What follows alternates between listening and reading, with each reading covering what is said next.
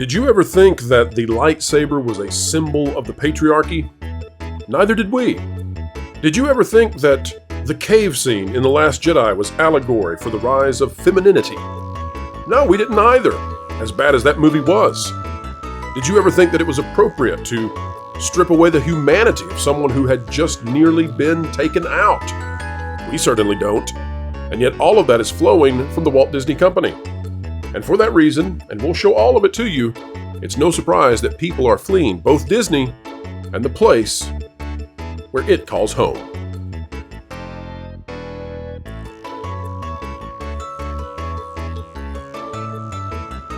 Hello folks, welcome back to the Pro Channel, where we endeavor to explain entertainment, keep you ahead of the culture curve. Today we have a dense one for you. And by that I mean there is lots to cover here. It is across the Disney spectrum, and it is all absolutely desolate in terms of morality. Folks, we're going to start off with a clip from ABC. This is out of The View. It is a program that Bob Iger has been criticized for allowing to continue in the way that it does, because it seems to promote rhetoric that is frankly dangerous to the country. And yet Bob Iger, CEO of Disney, continues to allow this to play. We'll play what Whoopi Goldberg had to say about the granddaughter of a president on The View. American people. And I don't know very many men who want to be talked to the way that this man has been talking to men in his audience. I don't know any women, and I know his grandchild was up on the thing, and they're trying to humanize him and change your idea about who this guy is. Don't fall for that. Trump, you're talking about. Yeah. Talking about Trump. So folks, Whoopi Goldberg essentially declaring that someone who was just shot at and barely survived, and probably the vast majority believe was saved by divine providence, maybe not for his own survival, but for the survival of the entire country, and maybe the world, because it would have delivered us into chaos. Whoopi Goldberg, she thinks it's appropriate to strip that same person of humanity. It's as if we need to continue down that road. It's diabolical. It's demonic. Take a look at this, though, out of Collider, if you want to see how things are absolutely in a place that it's unimaginable how Disney could be this bereft of any morality. And it says, this is from Collider. It says, without getting too explicit, James Friend, who was the DP of that episode when he shot looking into the lightsaber, we've always seen the lightsaber as a phallic symbol. Now, this is an interview that they were doing with Leslye Headland. And she says, exactly, you said it, not me, to look inside it, to look down it, to see its... Folks, they're suggesting that lightsabers, because of their shape, that they are phallic symbols. In other words, lightsabers themselves are part of the patriarchy. Let that sink in how stupid that is. Lightsabers are a symbol of the patriarchy because they appear as male genitalia. No sane person has ever looked at a lightsaber and thought that. Nobody with a thinking, rational brain has ever thought that. Leslye Headland does not have a rational thinking brain, so it's no surprise that's what she's saying here. And then this interviewer goes on. I want you just to see this, because this is insanity. These people need counseling. I'm not saying that facetiously. I mean this. These people need counseling. There is something wrong. What Whoopi Goldberg said, something is wrong. What is being said here? Something is wrong. Take a look. It says, that's just great too, because that is something that was discussed around The Last Jedi as well. There were a lot of people who talked about the moist cave and all of this self-discovery for Rey inside. There's a lot of imagery that is just inherently baked into filmmaking for both genders, and the way that it can be expressed in both forms of the yin and yang, basically. So in other words, lightsabers are illusory to male genitalia, and caves that are essentially it was just a ripoff of The Empire Strikes Back, but that cave, somehow they think it's moist, and somehow they think that is representative of the feminine. Again, these people are nuts.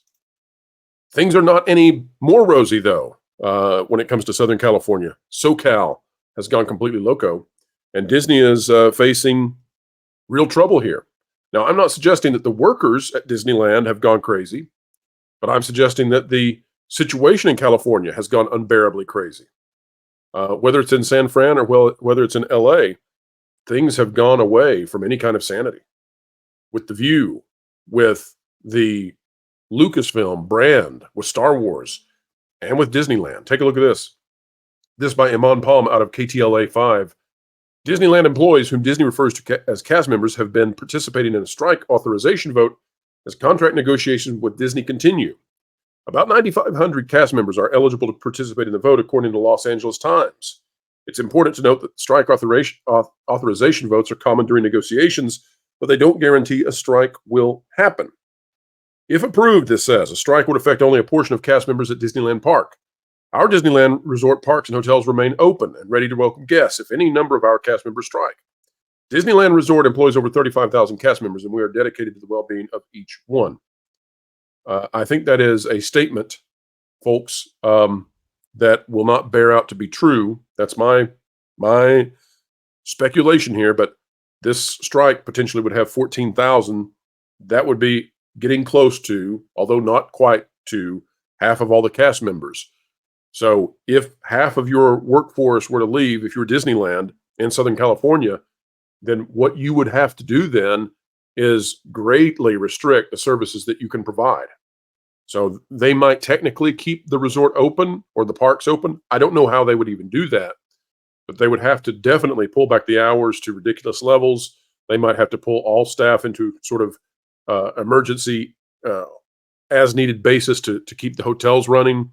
I don't see how it's possible to keep the parks running under any kind of normal operations if half of your workforce is gone. And this, of course, this strike is largely because the folks in Southern California who are working for Disney can't afford to live in Southern California on the wages that Disneyland can afford to pay. It's utter chaos. And that's why, by the way, as we look at The View, as we look at Star Wars, that is why you're seeing this chaos in California. And I'm not trying to be political here. I'm trying to say something is happening here. There is a flight out of this state. And that state is where the home, essentially, of entertainment is. It's the nexus of entertainment. We've watched entertainment lose its mind, the industry, and now California seems to be doing the same. It may be that it's interlocked, that it's intersecting greatly. Out of Fox KTVU 2, Elon Musk says he's moving SpaceX and X headquarters from California.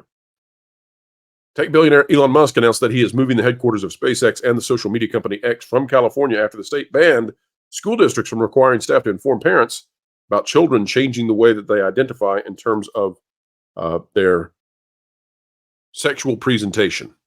It's the best way I know to put it. What does this have to do with entertainment? Well, X now has become, well, it's having its best success ever, formerly known as Twitter.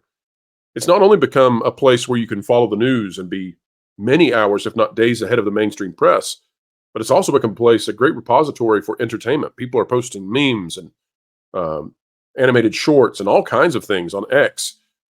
If X leaves, and it's leaving California and going to Texas, X right now represents possibly, along with TikTok, different topic, different day, but it represents one of the most vibrant social media platforms, and that's a complete turnaround, by the way, from a year ago. And it's moving, it's getting out of California. The damage that is currently being done to the entertainment industry and the Southern California economy by Walt Disney Company, by the way, in large part, allowing and facilitating craziness, insanity, the stuff we've been covering here, and having that also merged with the politics and poor living conditions, is wiping out the opportunity for consolidated entertainment power in Southern California.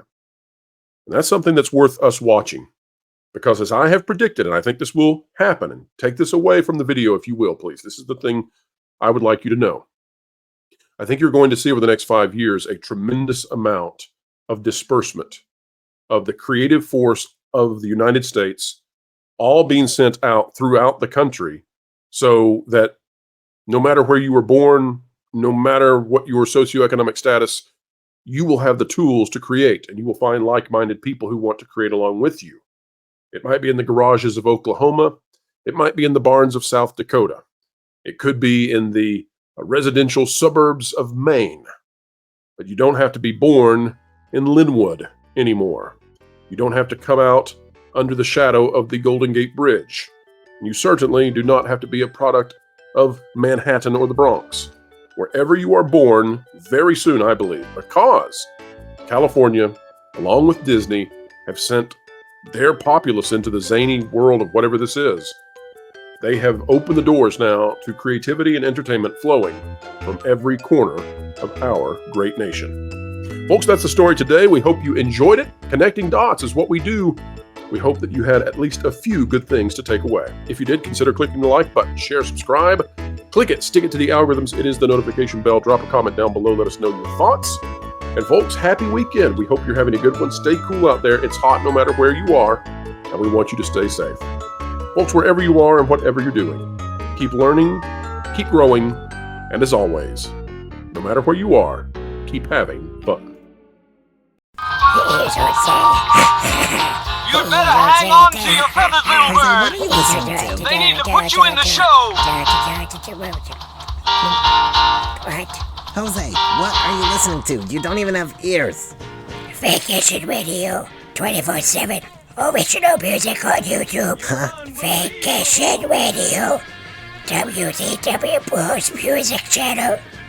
I have no idea what you're saying. But if you want to be listening to music, you should head over to Vacation Radio 24/7 on YouTube. One of the 100 other channels WDW Pro's been working on. Oh, and I have a song for you, Jose. Jose Cowabunga.